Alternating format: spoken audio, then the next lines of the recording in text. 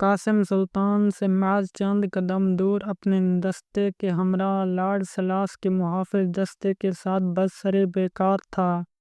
سلطان کی آواز سنتے ہی اس نے اپنا ہاتھ روک لیا اور برق رفتاری کے ساتھ گھوڑا دوڑاتا ہوا سلطان کے قریب آن پہنچا۔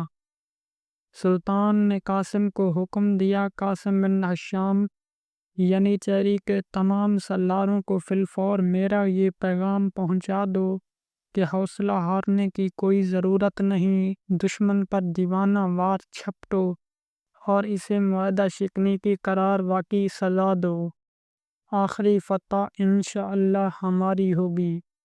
قاسم نے برق رفتاری کے ساتھ تمام سالاروں اور کمانڈروں تک سلطان کا یہ پیغام پہنچا دیا، لیکن سلطان ہنوز ابھی مایوسی پر قابو نہ پا سکا تھا۔ اسی دوران سلطان کو شاہ ہنگری لارڈ سلاس کی آواز سنائی دی، جو بڑے غرور و تکبر کے ساتھ سلطان کو اپنے مقابلے کا چیلنج دے رہا تھا۔ سلطان نے فی الفور ایک تیر اپنی کمان میں رکھا اور شاہ ہنگری کے گھوڑے کا نشانہ لے کر داغ دیا۔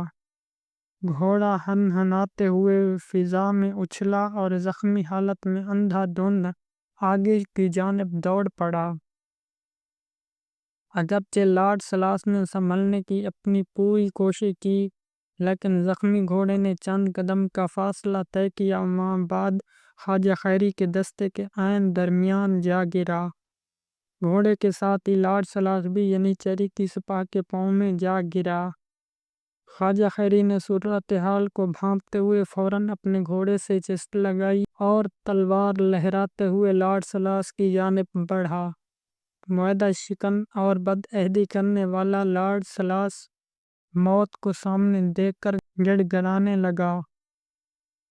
خواجہ خیری کی منت سماجت کرتے ہوئے کہنے لگا، سالار مجھے نہ مارو، مجھے زندہ گرفتار کر لو، میں تمہیں انعام و اکرام سے مالا مال کر دوں گا۔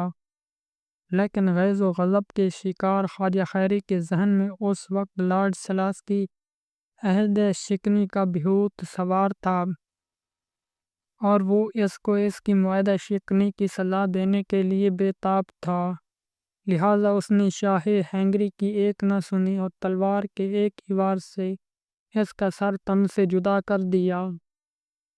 اس طرح شاہ ہنگری لارڈ سلاس ریجسٹرائن پر دستخط ثبت کرنے کے بعد معاہدہ شکنی کرنے والا لارڈ سلاس کیفر کردار تک پہنچ چکا تھا۔ خواجہ خیری نے لارڈ سلاس کا سر اپنے نیزے کی آنی پر ٹکایا اور نیزے کو فضا میں بلند کرتے ہوئے صلیبی لشکر کی جانب پیش قدمی کی۔ اپنے بادشاہ کے کٹے ہوئے سر پر نظر پڑتے ہی لشکریوں کے حوصلے جواب دینے لگے۔ اتحادی فوج کے سپہ سالار ہنیاڈے کی نظر لارڈ سلاس کے کٹے ہوئے سر پر پڑی تو اس نے خواجہ خیری سے اپنے بادشاہ کا سر چھیننے کے لیے کئی مرتبہ زبردست حملے کیے، لیکن بے سود۔ ابھی تھوڑی دیر ہی گزری تھی کہ عیسائی سپاہیوں کا سپہ سالار اور پوپ کا نمائندہ خصوصی کارڈینل جولین قاسم بن ہشام کے دستے کے گھیرے میں آ گیا۔ قاسم انہیں نہیں پہچانتا تھا، لیکن اس نے عقب سے آغا حسن کی چیختی ہوئی آواز سنی، قاسم یہ کارڈینل جولین ہے جس نے مذہب کے نام پر یورپ کے تمام لشکریوں کو باہم یکجا کیا ہے اور صلیبیوں کو معاہدہ ریجسٹرائن کی دھجیاں اڑانے پر مجبور کیا ہے۔ یہ سنتے ہی قاسم کے جسم میں جوش و خروش کی ایک نئی لہر دوڑنے لگی اور اس کی رگوں میں خون کی بجائے بجلیاں دوڑنے لگیں۔ قاسم آگے بڑھا اور بڑی پھرتی کے ساتھ کارڈینل جولین پر حملہ آور ہوا اور اس پر اپنی تلوار کے وار کر کے اسے نمواد کر دیا، اور قبل اس کے کہ وہ مقابلے کی مزید تاب نہ لاتے ہوئے اپنے گھوڑے سے گر پڑا کہ صلیبی لشکر کی جانب ایک سنسناتا ہوا تیر آیا اور قاسم کے بائیں بازو میں پیوست ہو گیا۔ وقت کی نزاکت کو دیکھتے ہوئے قاسم نے اپنا دایاں بازو فضا میں بلند کیا اور پوری قوت کے ساتھ جولین کے دائیں کندھے پر اپنی تلوار کا بھرپور وار کر دیا۔ قاسم کا وار اس قدر قوی تھا کہ اس کی تیز دھار تلوار جولین کی زرہ کو چیرتی ہوئی اس حد تک کے اس کے جسم کو چیر دی گئی، اس کا جسم 2 حصوں میں کٹ کر رکھ دیا۔ جولین جیلنسکی کاوشوں نے تمام صلیبیوں کو معاہدہ شکنی پر آمادہ کیا تھا، وہ اپنے انجام کو پہنچ چکا تھا۔ اس کا دردناک انجام دیکھ کر صلیبی سپاہ کے حوصلے ٹوٹنے لگے۔ اس طرح جولین کے ساتھ 2 اہم بادشاہ بھی چند بار دیگر جہنم واصل ہوئے تو میدان جنگ کی کاہی پلٹ گئی۔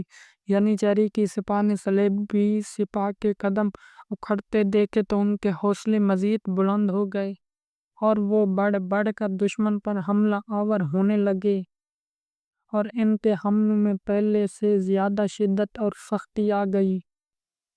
اب ہنیاڈے مایوسی کی لپیٹ میں تھا۔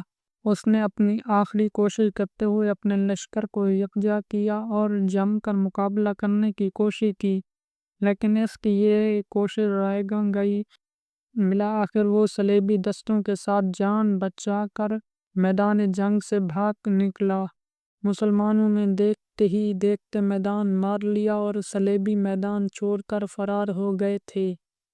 صلیبیوں کو معاہدہ شکنی کی سزا دینے کے بعد سلطان نے ایک مرتبہ پھر وارنا پر اپنا تسلط قائم کر لیا تھا، لیکن سلطان اب اسی پر اتفاق کرنے کے موڈ میں نہ تھا، لہٰذا اس نے اپنی پیش قدمی جاری رکھی اور چند ہی دنوں میں سربیا و سینیا پر بھی اپنا تسلط قائم کر لیا اور اپنی سلطنت کو توسیع سے نواز دیا۔